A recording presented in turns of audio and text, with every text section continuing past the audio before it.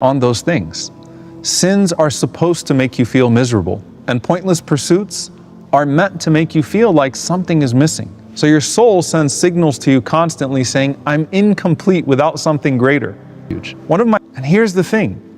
You were made to feel empty so that you would run back to As-Samad, the fulfilling one. Because everything other than Him will leave you feeling unfulfilled. Even if it's detached from Allah, every false god, false pursuit, or fleeting joy is batil in that it's hollow and temporary.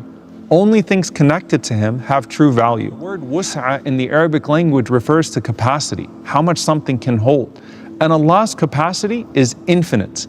No matter how many people call on Him at once, He hears every single voice. No matter how many people ask Him at once, He doesn't run out of mercy to give us. Return after tasting the emptiness of sin. And Allah promises that you'll have a Lord waiting for you to forgive you once again. Allah lets you feel empty and dissatisfied with everything else so that you don't depend too much on those things. Sins are supposed to make you feel miserable, and pointless pursuits are meant to make you feel like something is missing. So your soul sends signals to you constantly saying, I'm incomplete without something greater. One of my favorite names of Allah, if not my favorite name, is As-Samad. And it's so deep because as you're reading through Surah Al-Ikhlas, every other ayah is so self-explanatory. But the name As-Samad is at the heart of it, and it's a complete mystery to most Muslims. As-Samad means the one who is whole, not hollow. He's completely self-sufficient, not dependent on anything, and He has no spaces or gaps. So the scholars mention that this means He has no organs inside, and He's not made of parts, so He can't disintegrate. Lam yalid wa lam yulad. He doesn't give birth, nor is He begotten, because He doesn't come out of anything else, and nothing else goes into Him.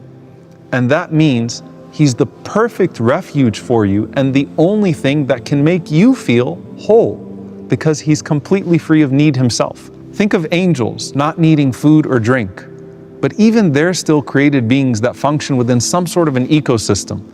As-Samad does not need what needers need, and nothing is like Him or possible without Him. Even His names are so perfectly whole and connected to one another. And all this makes Him the one supreme, uncompromised refuge. And here's the thing. You were made to feel empty so that you would run back to As-Samad, the fulfilling one. Because everything other than Him will leave you feeling unfulfilled. Even if it's a blessing, by the way. A job will give you income, but not necessarily meaning. A relationship will give you companionship, but not completion. Fame will give you attention, but not validation. Wealth will give you comfort, but not purpose. Every created thing has a limit, and the moment you reach that limit, you feel it. There's a void that returns. And then you're frustrated because you worked so hard for something thinking that it would fulfill you, but it didn't. I want you to think of this image that projects us in pieces onto Him, the whole. When you turn to Him who has no disintegration, you start feeling yourself fulfilled and coming together. Life starts making more sense, and you start connecting dots. And the moment you turn away from Him, you start falling into pieces again, and you have no inner peace inside. You're not feeling fulfilled, and you can't connect the dots. Which brings me to the next name. Allah is Al-Haq, the one who speaks the truth, the one who promises the truth, but the one who is also truth Himself. Everything connected to Him is truth, and everything disconnected from Him is batil, in that it's meaningless. أَلَا كُلُّ شَيْءٍ مَا خَلَى اللَّهَ بَاطِلٌ. Verily, everything pursued other than Allah is vain. It's like a poetic paraphrase of the ayah in the Quran, كُلُّ شَيْءٍ هَالِكٌ إِلَّا وَجْهَهُ. Everything will perish except for Him. And the scholars mention that includes what was done for His sake. So everything detached from Allah, every false god, false pursuit, or fleeting joy is batil in that it's hollow and temporary. Only things connected to Him have true value. And you want to know that what you're doing has meaning, that your sacrifices aren't for nothing, that everything you're going through is leading you to somewhere. But the dunya deceives by nature. It's a world of false promises. The degree doesn't guarantee purpose, the promotion doesn't guarantee peace, the marriage doesn't guarantee joy, Everything in this dunya tells you initially, I'm enough, and then you realize it really isn't. So Allah promises you no more emptiness, no more meaningless pursuits. Just like Al-Hadi rewards guidance with more guidance, think of Al-Haq in a way that connects one truth to the next, so that you're only pursuing things that make sense and have promising results. Listen to the hadith of the Prophet ﷺ and think of this like the truth roadmap. Allahumma anta al-haq, wa wa'duka al-haq, wa qawluka al-haq, wa liqa'uka haq, wal jannatu haq, wal naru haq, wal nabiyyuna haq, wa Muhammadun sallallahu alayhi wa sallam haq. O Allah, you are the truth, and your promise is truth, and your word is truth, and your meeting is truth, and paradise is truth, and the hellfire is truth, and the prophets are truth, and Muhammad sallallahu alayhi wa sallam is truth. Okay, follow along.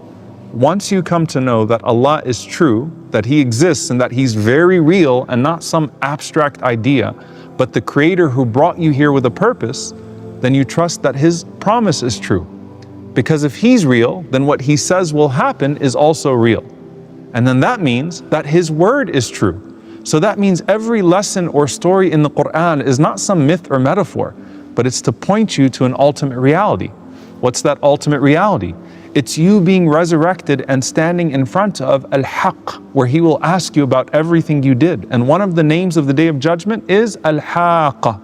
And so then that means that His promise of paradise or hellfire after the Day of Judgment is also true. And then that means that what the prophets were saying all along was true. And then they all pointed to the Prophet ﷺ as the prophet to come with a truth that would never be extinguished again. So Muhammad ﷺ was sent in truth. If you notice, every truth unlocks the next truth and then puts steam in your purpose and pursuit. But here's the flip side. The opposite of this is sin. If the reward of a good deed is that Allah allows you to do another good deed and then start connecting dots, then the punishment of a sin is spiritual claustrophobia. You get stuck in sin. The path keeps getting narrow and you feel completely trapped. And even if it's not sin, but just empty worldly pursuit, it still feels like you're suffocating because you have no spiritual oxygen. If you're living in a mansion but don't know why you're here, no square footage is going to make you feel better. So when the Prophet ﷺ would say, وَوَسِّعْ لِي فِي دَارِي, grant me expanse in my home, he didn't mean widen my home. He meant widen my perspective with barakah and clarity. So remember Rabi' ibn Amr in front of the ruler of Persia? One of the things he said was, we're here to take you min dhiq ad-dunya ila sa'at ad-dunya wal-akhirah, from the constriction of this world to the expanse of this world and the next. So the truth is spiritual vastness, which brings us to the final name, Al-Wasi', the vast, the limitless. Allah is vast in every way. He has no scarcity. He doesn't run out. The word wus'a in the Arabic language refers to capacity, how much something can hold. And Allah's capacity is infinite. No matter how many people call on Him at once, He hears every single voice. No matter how many people ask Him at once, He doesn't run out of mercy to give us. He also doesn't run out of patience with us. Everything and everyone else runs out. You run out of energy. You run out of patience. You run out of ideas. You get bored with your blessings, and even if you don't, the blessings are limited in some way and eventually expire. But Allah never does. He is the divine expander. And science will even tell you that the universe somehow expands every day. That's Al-Wasi', as Al-Khallaq is still creating. And when you walk to His door, He expands for you. He expands your knowledge so you're connecting it all and seeing what others can't see. He expands your capacity so you can take on bigger tasks that not everyone else can. He expands your blessings in ways that you're always pleased with a little, but you see it as a lot. Life is never dull with Allah because there's always more to pursue of His vastness. And the opposite of someone stuck in the narrow path of sin is someone addicted to the vastness of good. You can't get enough of Him. And He always has more to give you. So a student is never satisfied, nor is a worshiper. But it's not that they're disappointed. It comes from the excitement of knowing that Allah's vast ocean never runs out of pearls for you to collect. And that's another vastness Allah speaks of. the vastness of His revelation. قُلْ لَوْ كَانَ الْبَحْرُ مِدَادًا لِكَلِمَاتِ رَبِّي لَنَفِدَ الْبَحْرُ قَبْلَ أَن تَنْفَذَ كَلِمَاتُ رَبِّي وَلَوْ جِئْنَا بِمِثْلِهِ مَدَدًا. Say, if the ocean were ink for writing the words of my Lord, the sea would be exhausted before the words of my Lord would be exhausted, even if we brought the like of it as a supplement. Remember the story of Musa and Al-Khadr? The Prophet ﷺ says that as they boarded a ship and Al-Khadr is surprising Musa ﷺ with all of his knowledge of Allah's decree that he was trying to grasp for the first time, they board the ship and a bird lands right on the edge of the ship and it starts to peck water out of the ocean. Al-Khadr looks to Musa ﷺ and says, Ya Musa, my knowledge and your knowledge compared to Allah's knowledge is nothing more than like what this bird just took from the ocean. Now the last thing I'll say about this is that think of how you learn in Ramadan how restricting yourself actually opens you up to Allah's vastness. That doesn't mean that the truth doesn't come with inconvenience. There's no way around that. Praying Fajr is hard. Lowering your gaze is tough. Giving up interest and usury might mean a financial loss. Wearing hijab might mean standing out in ways that make you uncomfortable. Fasting on a hot day is exhausting. Praying in public or just 5 times a day period is disrupting. So yes, truth restricts your lower self, but that very restraint opens up a world that you otherwise could not access. In that restriction, there's vastness. And you may see people who appear to be living so happy in their unrestricted lives. But what if they're actually empty because the lie, no matter how comfortable, will always eventually strangle you? And the truth, no matter how uncomfortable at first, will always open you up. There are people suffocating in their mansions, choked by their wealth, trapped by their liberating sins, and captured by their never fulfilled or never fulfilling desires. Every sacrifice you make for Allah is going to have a higher yield. Everything you give for Him will be given back to you in more. Every restriction is temporary and replaced by a promised permanent reward. That's why the angels say to those who didn't make hijrah, أَلَمْ تَكُنْ أَرْضُ اللَّهِ وَاسِعَةً? Wasn't Allah's earth vast?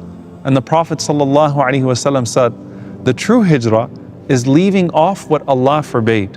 Wasn't the path of Allah expansive enough for you to not fall into that narrow pothole of sin? You don't have to fall into that sin. There's room to move, room to breathe, room to grow.